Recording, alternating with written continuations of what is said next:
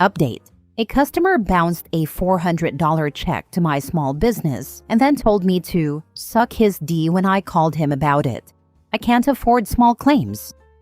Original post. As the title says, a real jerk came into my flower store. He very rudely ordered 12 custom flower bowls to be made for him. I made his order and he picked it up. At the time of pickup, he was very hesitant to write me the check. He wanted to order more and then come back with one big check. I said no, check now please. He signed his name and tossed it to me. I had to write in the dollar amount. Now the check is bouncing. I have been by his bank every day for 2 weeks to attempt a cashier's check, but he doesn't have the funds in the account. I think he uses this checkbook for this exact reason. The check was number 003 from the book. Does anyone have any advice? I'm crying myself to sleep thinking about this. I can't afford to open a court case. My current ideas are 1. Putting David last name writes bad checks on my road sign next to a major road in town. 2. Call his employer. 3. Anything else that is legal. I'm about to drive the neighborhood and look for my flowers. Please help me get this man. I just want to grow my flowers. Now for the top advice before reading the updates. Small claims court usually is not more than $50 to open a complaint. You'll win, but you'll also learn won is much different than collected. You may not be able to collect anything. File a report with the police and at the bank. Learn to not accept a check from a new account. Accept credit cards or preferably cash. Don't start stalking someone. You don't know this guy's name for certain. Even if you read off his driver's license, it could be faked. That is good to know. File a report with the police and with his bank. Got it. I'll be doing that when they open. I don't know how to file with small claims, but this is a good opportunity for a crash course. I'm upset about the money, but at this point I am just so mad that a grown, successful man can walk around with his chest out, all the while stomping on me, a young girl who's barely starting up. He drives a dozen different SUVs, and because of him, I'm working every shift this week, unable to pay my employee. He is an abuser with an ego, and he is not doing as well as you are, but make sure that fact is hidden under his brashness and chest-outness. Let us help you a little. If you're willing to give out your shop name, perhaps some of us can buy a few flowers and leave a tip. In the meantime, report. Make sure to have a shame list with names of past customers who have screwed you, even if they end up paying. Actions have consequences. First time, shame on you. Second time, shame on me. So let yourself remind yourself and your employees that that man should never get farther than showing his ID before he is run off. Also, never accept checks. Tons of other ways to pay nowadays. Even businesses will find a way. For example, my business can do bank-to-bank transfers, PayPal, credit card, and we can do business checks, but prefer the other 3. These comments have me feeling extra stupid for learning this lesson. And thank you for the offer on spreading my business. My greenhouse is attached to my home, and my retail gazebo is in my front field. I think I'm done learning hard lessons today, so I'm not going to post my home address on Reddit. But thank you again. It's a crime. File a police report and have him arrested for check fraud. Don't put up the sign or attempt to take back your flowers, then you'll be committing crimes, harassment, and theft. Do this by the book and get this man arrested for fraud. You already have the proof. This is good advice, thank you. I never even thought about a police report. I was wondering if the sign would be harassment. I discovered we have a mutual friend on Facebook and reached out to them. It sounds like this mutual friend, a car salesman, has had this guy come in and give him a $1,000 check to hold a vehicle for him and then disappear. They never tried to cash the check. I wonder if he still has it. Now for the mini update. The police just left the greenhouse. They collected the paperwork I have for the whole mess. When the officer looked at the name of the guy, he said, "Oh no, please don't drop the charges on this one. I want to see it go through." And then he sat in his squad car for a few minutes and made a bunch of phone calls. That's a good sign, I guess. Full update. Thank you to everyone who encouraged me to fight for my money. I filed a police report. The cop came out to my store, and when I handed him the information I had on the guy, He chuckled and said, "Oh, this guy. If you want to open a report, that's fine. And he deserves it. But he always comes running when we call him." And sure enough, he showed up an hour after the police had left him a message. He said I had no right involving the police, and that it was so far out of line that I needed to appease him somehow with a discount on more flowers. He then demanded I call the officer while he was there so he could see me drop the report. I told him our business is done and stood my ground. It was great. He left, and it honestly felt like it was the first time he hadn't gotten his way in a long time. That's awesome. Now put his picture at the register and a sign that says, "Refuse service, bad checks, theft." Face it where everyone can see it at the register. Include his name, it won't be illegal. P.S. I hope your business grows as big as you want it. You deserve it. I told the cop I'd been planning to put "David writes bad checks" on my street sign. The cop laughed and said, "Even after David pays, I should still put that on my sign because it's still true." Made me feel good. This dude reminds me of my landlord. Absolute nickel and diming scumbag who drags his heels on necessary repairs. Runs through workers like water because of nonsense like this. A-holes like this bank on scaring you into submission because the moment authorities are involved, they know they're screwed. Sounds like my ex-landlord. Had to sue him to get several square meters of black mold removed from the wall that separates the bathroom and the bedroom. There was a leak in the wall. In my jurisdiction, infrastructural issues are the landlord's responsibility, not the renter's. I wasn't the only tenant who had that problem. Several others had it in the past too, and that slumlord was a known name amongst lawyers in the housing and tenancy specialty. He tried to intimidate me, back then a woman in her early 20s, with phone calls several times, and even stood there screaming bloody murder at me the day of the repairs, which, until the last minute, were not even certain to happen because he was stalling the process and preferred to intimidate me into dropping the case instead. That a-hole lived in a multi-million-euro Mountain Vista residence, which I know because I handed in my termination of rent contract personally with a witness. Dude also had a habit of claiming important mail never reached him, of course, so that's why I drove there myself with a witness, while his renters were rotting in moldy apartments. I hope that slumlord died painfully from his high blood pressure. Very obvious. Dude's head was permanently as red as a turkey's face, and he was fairly old, so just a matter of time. Next story. Am I the a-hole for letting my boyfriend get a taste of his own medicine? My 29 female boyfriend, 27 male, has this habit of constantly calling me dumb or stupid. It started as a joke, and at first I laughed along. But over time, it became his go-to way of addressing me, no matter the situation. I asked him, begged him to stop, especially in front of his friends. But he would just chuckle and say, "What? But you are dumb." His friends even picked it up, and now they casually call me dumb too. It's humiliating. I started avoiding his social gatherings because I knew I'd just be the butt of their jokes. Whenever I told him how much it bothered me, he'd just say I was being too sensitive and that it was just a joke. Last night, I hosted a party with my work colleagues. It was important to me because I work in a competitive field, and many of my coworkers are incredibly accomplished.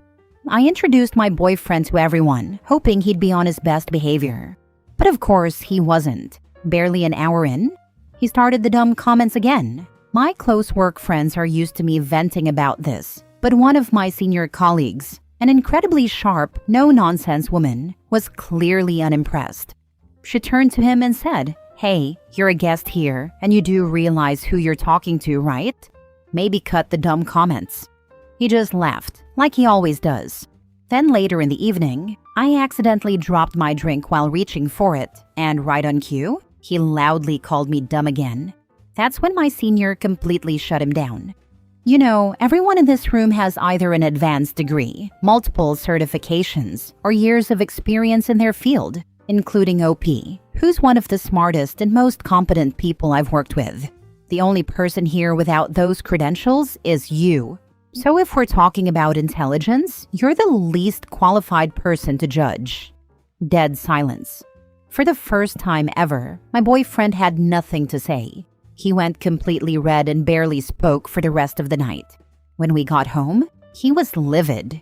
He said I should have defended him, that I let my colleague humiliate him, and that what she said was unnecessary and cruel. I just looked at him and said, "So now you know how it feels." He's sulking and acting like I'm the bad guy. For what it's worth, my senior later apologized to him before leaving, saying she didn't mean to be harsh but was just looking out for me. Now he's acting like I betrayed him, but I can't bring myself to feel bad.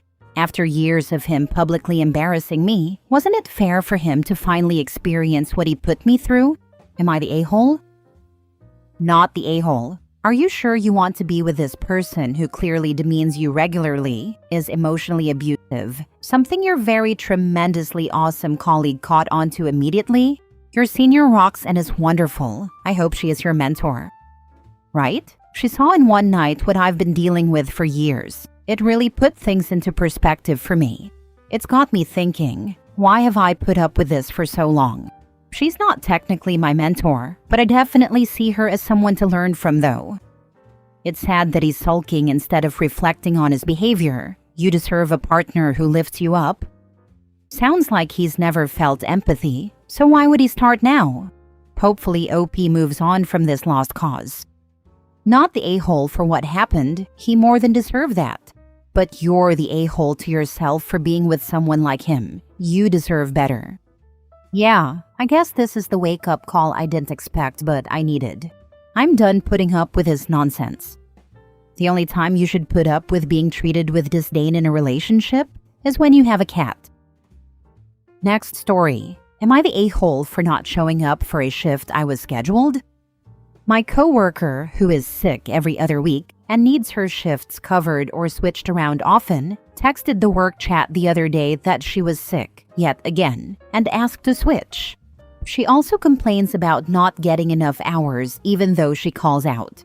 I prefer to have a set schedule every week, but I decided to switch with her this time. She said hopefully she would feel better by Saturday, today. I worked her shift 2 days ago. Yesterday, I went into work and was surprised to see that she had worked her morning shift. After work, she came up to the bar, got herself a shift drink, and sat down to eat her meal and drink a beer. She looked and sounded fine. Afterward, she asked to take a shot with our other coworker who was off as well. They discussed hanging out and whether they should buy beer or not. Today, just a few hours before the shift I was originally scheduled for but had given to her, she texted the work chat saying she was still sick and that I needed to work my shift as originally scheduled. I got extremely annoyed because I had made other plans today. I told her in the work chat that, no, I was not going to work today because I assumed she was feeling better. She had been taking shots, drinking, and working the day before. She asked if anyone else wanted to work, and no one responded. She then messaged the manager to tell them she wasn't working my shift and that I had to. The manager is now mad at me because I refused to come in after my coworker's behavior and making other plans. Am I wrong for not showing up to my shift? Now for the top advice. I'm not sure how it is at your company, but everywhere I've worked, if you ever switch shifts with someone, their shift becomes yours and yours becomes theirs. So if they don't show up, it's on them, even if it was originally your shift. If this is the case, then not the a-hole, and maybe never trade with her again to protect yourself. I currently work for the government. Here, if you trade shifts and the other person calls out or no-shows what was your shift, you still get in trouble. Every other job I've had has been like yours. You sign a thing or email boss about making the swap and go on your way. Not the a-hole. Don't trade shifts with her again. Also, I would discuss with your manager. If they aren't bothered with her unreliability, the manager needs to deal with all her absences. Totally agree. It's unfair for her to manipulate the schedule like that. I'm wondering why the manager is not saying anything to this girl. There is always that one coworker that gets away with everything, and nothing is ever said to them. It's not fair and frustrating. Not the a-hole. At my job, when you switch, you have to sign a paper. So now your regular shift is no longer your shift at all, and is on the other coworker if they don't come in. They probably bang. I've seen that go on in a few different places. Last story. Am I the a-hole for publicly telling my ex-coworker that I don't like them? I, 32 female, ran into an ex-coworker, Sarah, 31 female, at a bar while I was out with friends celebrating my birthday. We worked together for 2 years at a fast food restaurant. I left this job in January 2025. She was a shift lead, and I've never liked her. I didn't like her management style or her personality. She came up to me at the bar, and we had a 10-ish minute conversation. I thought it was cordial and polite. She was mostly asking me questions about my new job. She asked if I would recommend her for a job at my new company. I got a job at a call center, nothing glamorous. I told her that I wasn't comfortable with that. She brushed it off with a bad joke. I ended the conversation and walked to the table my friends were at, and Sarah followed me. I didn't notice until I got to the table and she sat down next to me. My friends introduced themselves, and I, without thinking, said something along the lines of, "I don't like you. Can you please leave?" I have autism, and I could tell that was not the correct thing to say. Everyone seemed uncomfortable, and Sarah was visibly shocked and upset.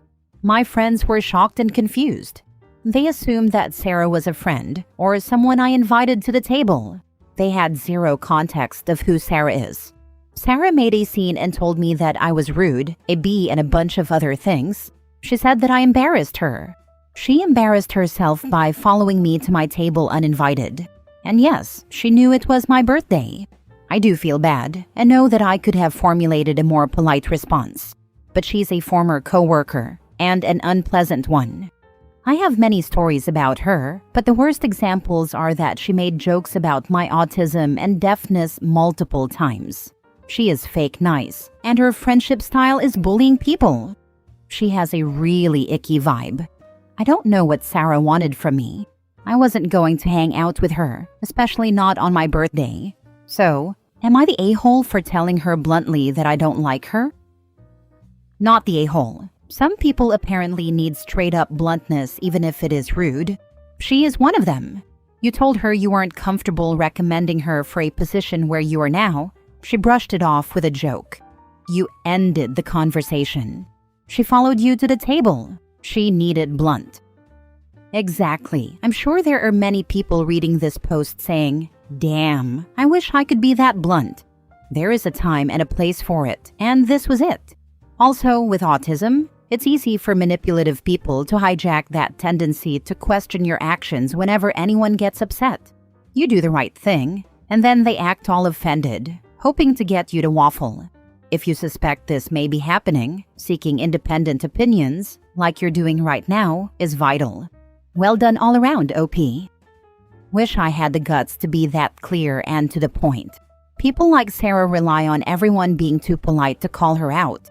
She was expecting to crash your party, make contacts, and try and persuade your friends to get her a job. She'd have made you miserable in your friend circle by invading it. Good for you for speaking up.